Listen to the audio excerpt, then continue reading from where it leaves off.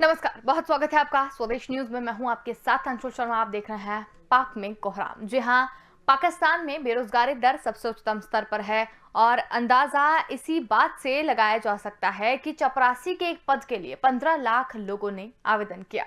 इमरान खान सरकार लोगों को रोजगार देने में असफल साबित हुई। सोमवार को Pakistan institute of development economics यानी PIDE के आंकड़ों के अनुसार पाकिस्तान में बेरोजगारी दर 16% तक पहुंच गई। ये इमरान खान के नेतृत्व वाली पाकिस्तान सरकार के 6.5% के दावे के उलट है। आपको बता दें कि PIDE ने बेरोजगारी की बढ़ती दर की एक गंभीर तस्वीर को उजागर किया है और कहा कि देश में इस समय कम से कम 24% शिक्षित बेरोजगार हैं। योजना और विकास पर सीनेट की स्थायी समिति को अपनी ब्रीफिंग में PIDE ने कहा कि देश भर में 40% शिक्षित महिलाएं जो कि स्नातक से कम या स्नातक हैं वो भी बेरोजगार हैं। एक रिपोर्ट के अनुसार उच्च न्यायालय में एक चपरासी के पद के लिए कम से कम 15 लाख लोगों ने आवेदन किया था। अधिकारियों ने कहा कि नौकरी के लिए आवेदन करने वालों में एमफिल डिग्री धारक भी शामिल थे।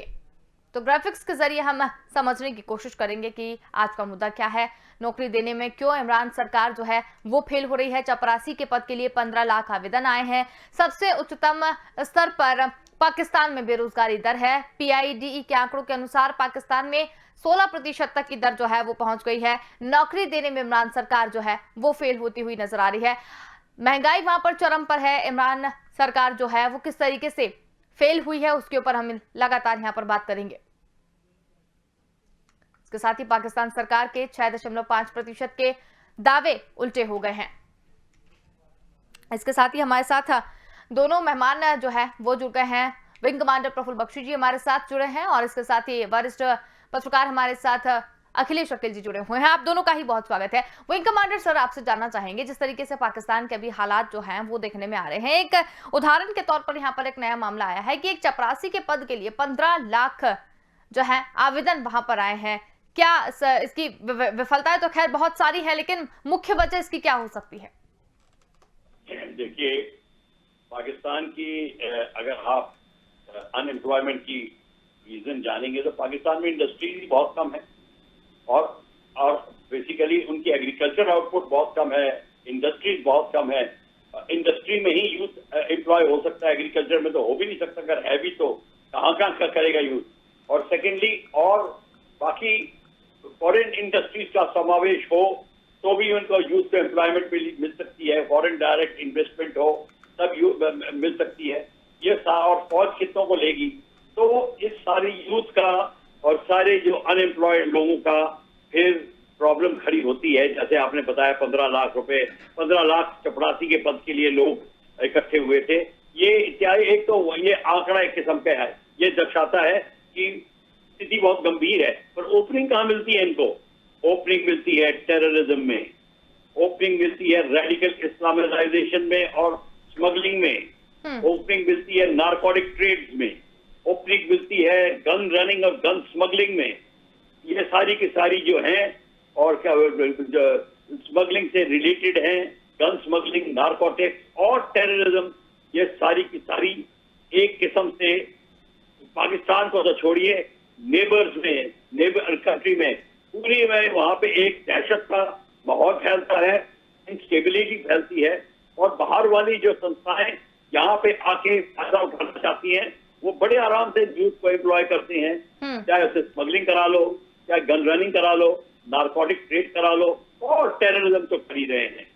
और इसलिए रेडिकल इस्लामिक जो थिंकिंग है या और जो अब इंडिया से जो थिंकिंग जाती है, चाहे देवबंदी हो चाहे बरेलवी हो, ये सारी की सारी थिंकिंग इनको इन्फ्लुएंस करती है। जो OIC से और शंघाई कोऑपरेशन कंट्री में इस्लामिक कंट्री इनको ओपनली पैसा दे रही है। और चाइना को क्या चाहिए? Unemployed youth.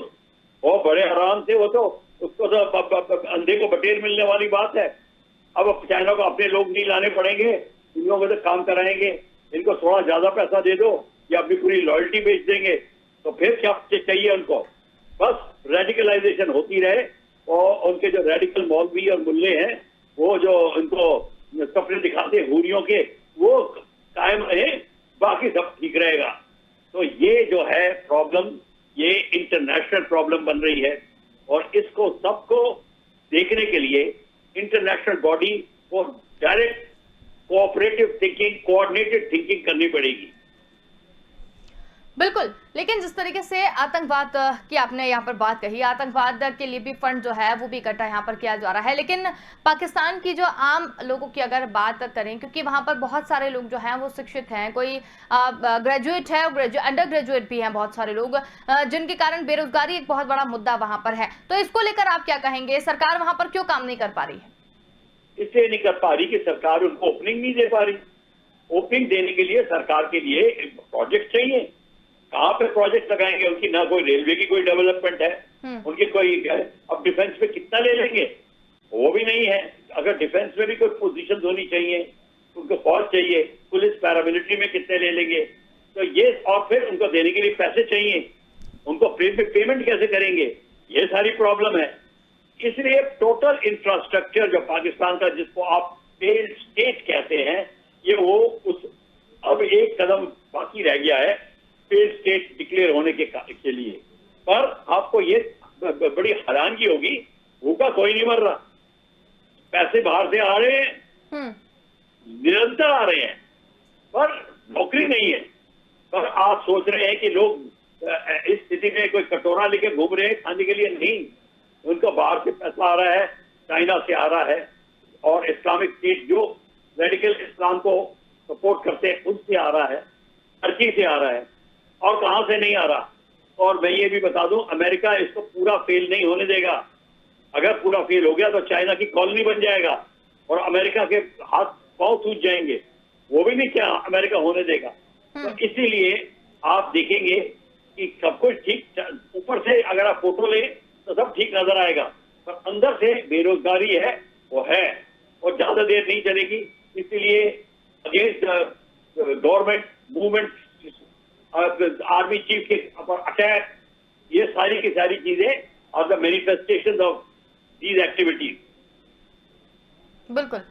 वरिष्ठ पत्रकार अखिलेश वकील जी भी हमारे साथ यहाँ पर जुड़े हुए हैं। जो अखिलेश जी, आपसे जानना चाहेंगे कि पाकिस्तान की अगर बात करें तो इमरान सरकार की नाकामियां क्या क्या रही होंगी? देखिए, पाकिस्तान की जो स्थिति है कोई इमरान सरकार के काल में नहीं हुआ है। ये पिछले दो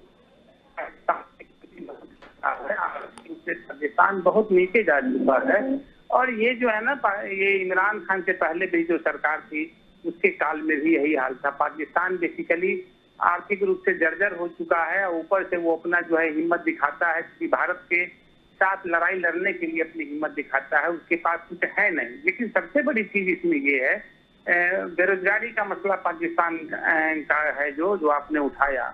बेरोजगारी की स्थिति ये है कि बेरोजगारी तो पूरी दुनिया में फैली हुई है, भारत में भी बहुत सारी बेरोजगारी है, बहुत बेरोजगारी है। दूसरा सवाल है कि सरकार ने जो आंकड़ा पेश किया वो 6.5% बताया, जबकि सच्चाई ये है कि 15 से 20% वहां पर बेरोजगारी है। दुनिया का हर देश जो है ना बेरोजगारी का आंकड़ा छुपाता फिर रहा है। फिर जिस देश के भीतर कई राज्य हैं, उस राज्य की सरकार बेरोजगारी का डाटा छुपाता है, वही कारण वहां भी हो रहा है। भारत में भी आपका जो है ना करीब 15 से 18% बेरोजगारी यहाँ पर भी है। तो बेरोजगारी सवाल नहीं है, सवाल ये है कि पाकिस्तान आर्थिक रूप से इतना कमजोर क्यों हुआ? क्योंकि आर्थिक रूप से उसके कमजोरी के पीछे का मूल कारण क्या है कि पिछले एक दशक चाइना का जो कॉलोनी वहां पर तैयार हो रहा है, चाइना के पाकिस्तान में पूरी तरह से घुस जाने के बाद पाकिस्तान के जो भी उद्योग धंधे थे लगभग बंद हो चुके हैं या बंद होने के कगार पर हैं, और जो भी सामान पाकिस्तान के भीतर सप्लाई हो रहा है सब चाइना से बनकर आ रहा है। ऐसी स्थिति में क्या है कि जो पाकिस्तान में पहले से जितने भी छोटे मोटे कुटीर उद्योग भी चल रहे थे, सबको चाइना ने अपने हाथ में ले लिया है। अब वहाँ का बेरोजगार या जो पढ़ा लिखा युवक है क्या करेगा? अभी तो ये परेशानी किसी भी देश के साथ है, केवल पाकिस्तान के साथ नहीं है। देखिए कि जहाँ पर भी जो है ना, ये अगर उस तरह का ट्रेड पॉलिसी आप बनाते हैं जहाँ पर दूसरा देश आकर आपके भीतर घुस जाए, कुटीर उद्योग में, छोटे स्मॉल इंडस्ट्रीज में, जो भी है, तो उस देश का यही असर होने वाला है। आपके यही हाल भारत के भी कई इलाकों में है जहाँ पर कुटीर उद्योग खत्म हो चुके हैं, स्मॉल स्केल इंडस्ट्रीज खत्म हो चुके हैं। मोदी सरकार उसको बूस्टअप करने के लिए बहुत सारी कोशिश कर रही है, लेकिन वो होता दिख नहीं रहा है। पाकिस्तान का इमरान सरकार, उधर पाकिस्तान का इमरान सरकार जो है ना, जो भी उनके कथनी करने में इतना फर्क है कि देखिए ऊपर से वो बंदूक की बात करते हैं और नीचे से पूरी इकोनॉमी खत्म वहाँ की है। इकोनॉमी जब खत्म होगी, जिस देश की अर्थव्यवस्था जीडीपी ही धराशायी हो गई हो, उस देश का युवक क्या करेगा? तो उनके लिए एक मामला बनता है आतंकवाद करने का। आतंकी जो है, देश के सारे युवक आतंकी नहीं होते हैं, उसमें समझिए कुछ लोग हैं, कुछ युवा हैं जो बेबसी में आतंकी बनते हैं, या समझिए कि कुछ को बनाया जाता है जैसे भी मजबूर होकर। लेकिन बेरोजगारी का जो मसला है, एक सवाल आपने उसमें उठाया था, भाई साहब से आप सामने पूछ रहे थे कि एक प्यून के वैकेंसी निकली, उसमें कितने लाख युवक जो है अप्लाई किए। ये तो भारत में भी ये हो चुका है। आपको पता है, पिछले साल की ही कहानी है, एक जो है एक 400 के 300 पद निकले थे पंजाब में ही, पद निकले थे, उसमें लाखों लोग उसमें एमए से लेकर और आईआईटी और बीआईटी किए हुए लोग अप्लाई किए थे। बेरोजगारी का मसला पूरे दुनिया में संकट में, भारत में भी संकट में है। भारत का पड़ोसी देश पाकिस्तान है, वहाँ भी संकट में है। इसको आतंकवाद से जोड़ने की कोई जरूरत नहीं है। वहाँ की सरकार फेलियर है, वहाँ का इकोनॉमी फेलियर है, वहाँ की पॉलिसी फेलियर है। अगर वही सरकार, इमरान सरकार जो है ना, कि भारत के खिलाफ लड़ाई लड़ने के बेहतर वहाँ पर डेवलपमेंट का काम करती हो, तो उसके युवाओं को, उसके देश को ज्यादा फायदा होता। भारत किसी के भी अकल्याण का काम नहीं करता। भारत सबका कहता कि हमारा पड़ोसी देश भी जिंदा रहे, सबका कल्याण हो, सबका बेहतरी हो। ये दुख की बात है। ये जो है ना, अगर वहाँ बेरोजगारी बढ़ रही है तो उसका असर भारत पर भी पड़ेगा, वो आतंकवाद के रूप में पड़ता है भारत पर। ये जो है ना, देखने की बात होगी। और सरकार को, वर्ल्ड बैंक को, विश्व बैंक को, यूएनए को, सबकी नजर है पाकिस्तान की स्थिति पर। पाकिस्तान नहीं सुधरेगा, पाकिस्तान की इकोनॉमी नहीं सुधरेगी, पाकिस्तान का अनएम्प्लॉयमेंट नहीं सुधरेगी, तो समझिए कि वो उसका जो है नाश होना है। पाकिस्तान और गिरते चला जाएगा, पाकिस्तान ध्वस्त हो जाएगा। ये देखने की बात होगी कि इमरान सरकार आगे क्या कुछ कर पाती है। बिल्कुल। विंग कमांडर सर, जैसा कि अभी हमारे पॉलिटिकल एडिटर जो अखिलेश जी हैं, उन्होंने एक बहुत ही अच्छा प्रश्न यहाँ पर उठाया है कि पाकिस्तान में बेरोजगारी बढ़ रही है, ये अपनी जगह है, लेकिन बेरोजगारी की कगार पर या आर्थिक स्थिति जो पाकिस्तान की कमजोर है वो क्यों है? इसके पीछे भी एक जो वजह है वो भी ये बताई जा रही है कि जिस तरीके से चाइना का वहां पर इन्वॉल्वमेंट है वो लगातार बढ़ता जा रहा है। तो क्या लगता है आपको, चाइना जिस तरीके से अंदर आता जा रहा है, पाकिस्तान को तो पूरी तरीके से वो खत्म कर देगा एक दिन? अखिलेश साहब जो कह रहे हैं, मैं बात उसमें सहमत तो हूँ कि बिल्कुल चाइना जो है, उनकी जो मार्केट इतनी सस्ती है, वो इससे आके पूरी मार्केट को खरीद रहे हैं। जैसा भारत में भी होता है, सारा दिवाली का सामान जो है, जो आता चाइना से आता है, तो आपके पटाखे बनाने वाले और दिवाली की मूर्तियां बनाने वाले बेरोजगार आ जाते हैं, वो तो पक्का है। पर बेसिकली इंडस्ट्री ही पाकिस्तान की वीक थी शुरू से। कोई बड़ी अच्छी स्थिति नहीं थी, पर फाइनेंशियल एड वगैरह आते थे, बात दबी की दबी रह जाती थी। ये नहीं था कि, और जैसे कि अभी अफगानिस्तान को देखो, एक टाइम अफगानिस्तान कारें बना रहा था, फैशन इंडस्ट्री में सबसे आगे था, वही अफगानिस्तान अब ये कटोरे लेके घूम रहे हैं।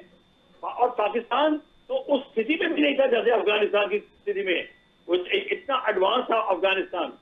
पाकिस्तान की स्थिति यही है, उसका basic infrastructure, industrial infrastructure weak है। बाय द वे, हिंदुस्तान का इंडस्ट्रियल इंफ्रास्ट्रक्चर भी वीक है, पर इतना वीक नहीं है जैसा पाकिस्तान का है। ये हमको याद रखना चाहिए कि हम, जब तक आप बताइए, हम इतनी बड़ी आर्मी रखी है, एक वेपन नहीं बनाते, सब खरीदते हैं बाहर से, पर हमारी जो बाकी इकोनॉमिक स्ट्रक्चर इतना स्ट्रांग है, ये शॉक को सस्टेन कर लेता है। जो बटर में, मिल्क में, खाने में, एजुकेशन में पैसा खर्च होना चाहिए, वो आप अपनी बोफोर्स में M7 खर्च कर रहे हैं।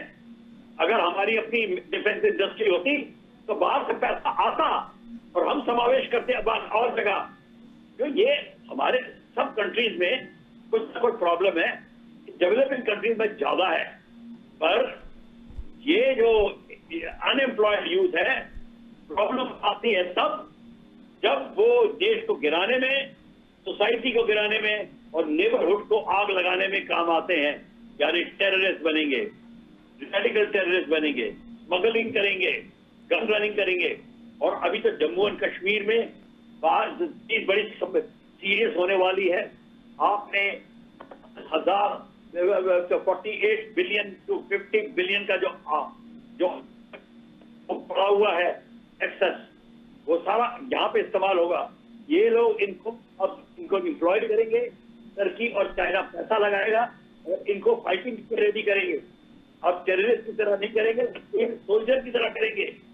ये प्रॉब्लम आएगी हमारे को, क्योंकि सबको है तो अरे वहां तो 10,000 में टेररिस्ट अपने बाप को मारने को तैयार है पाकिस्तान में, तो इनको क्या प्रॉब्लम है? तो ये करेंगे और प्रॉब्लम हिंदुस्तान पे आएगी। इसलिए सारी वर्ल्ड की कंट्रीज को, यूनाइटेड नेशन को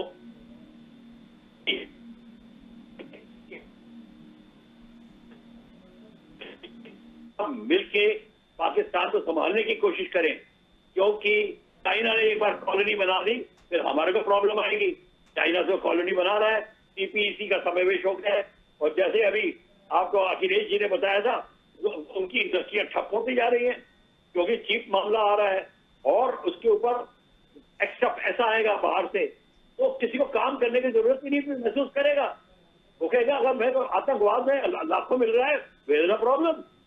तो ये सब होगा। तो आपको हमको अब सारी कंट्रीज को मिलके इस सिर्फ मिलिट्री एंगल से नहीं, पर एक सोशियो इकोनॉमिक डेवलपमेंट एंगल से इस प्रॉब्लम को हैंडल करना पड़ेगा। ये सिर्फ मिलिट्री प्रॉब्लम नहीं है और इकोनॉमिक प्रॉब्लम नहीं है, it's a multi faceted problem. तो इसको किस तरीके से हम डील करें, ये हमारी लीडरशिप पे डिपेंड करता है। और किस तरीके से आगे पेश करता है।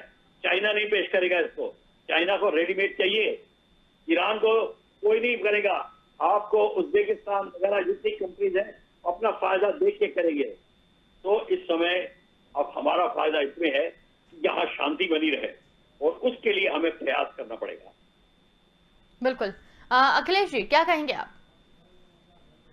नहीं, ठीक है, भारत और पाकिस्तान के बीच में दोनों की क्या इकोनॉमी है, क्या स्टेटस। विंग कमांडर साहब बोल रहे थे कि भारत में ये है या कमजोरी है या वो अच्छा है, हमें उसमें नहीं जाना चाहिए। देखिए, हर देश की अपनी सार्वभौमिकता है, उसका अपना लोकतंत्र है, उसकी अपनी व्यवस्था है।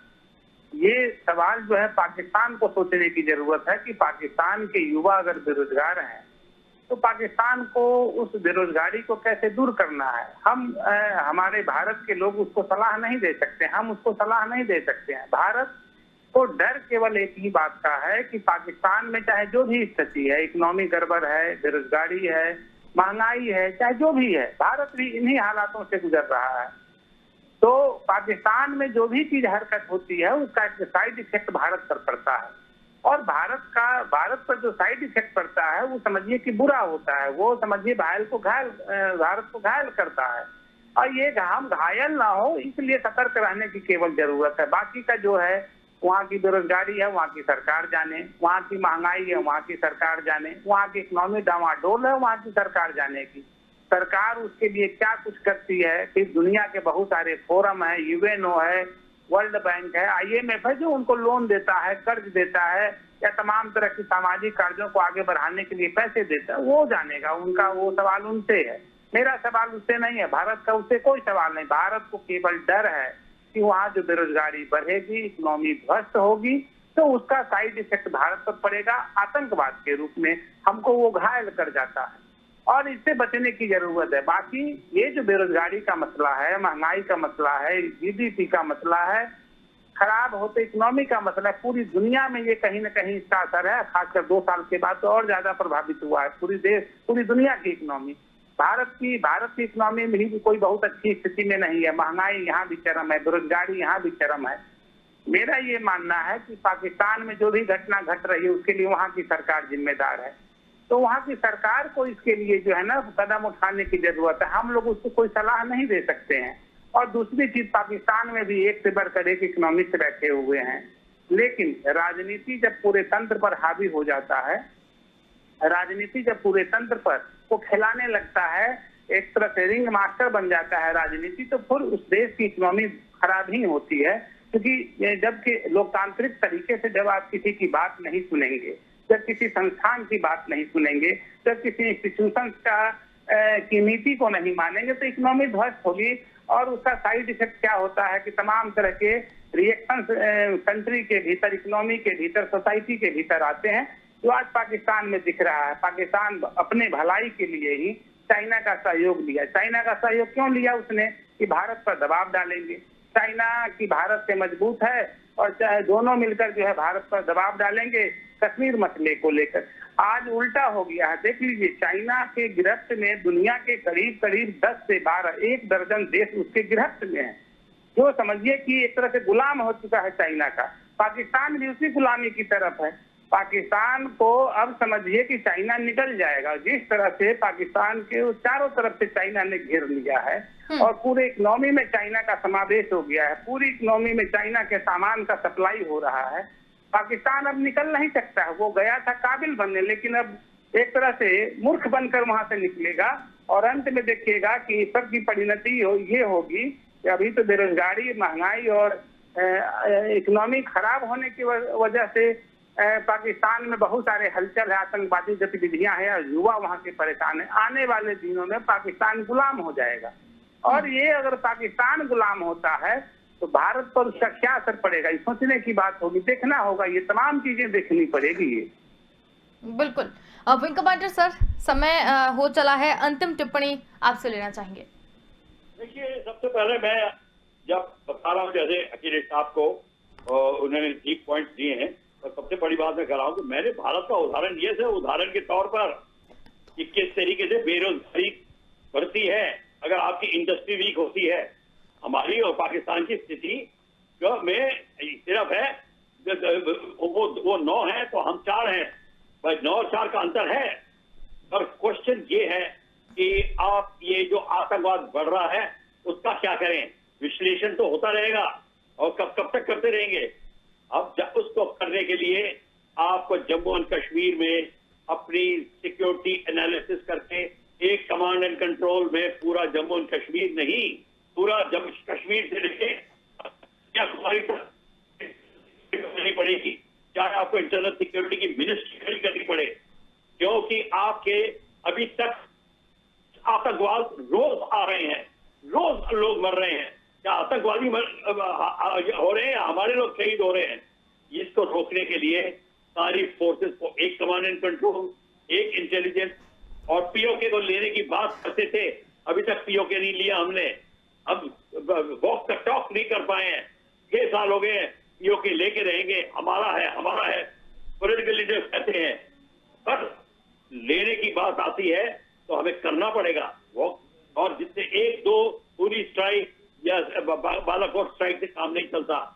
जब तक हम इनके आतंकवादी स्थानों को नेस्तनाबूद नहीं करेंगे तब तक काम नहीं चलेगा। और बता दूं, अगर आपका पीओके होता आज तो तालिबान और पाकिस्तान मिल नहीं सकते थे, चाइना अपना सीपीसी बना नहीं सकता था।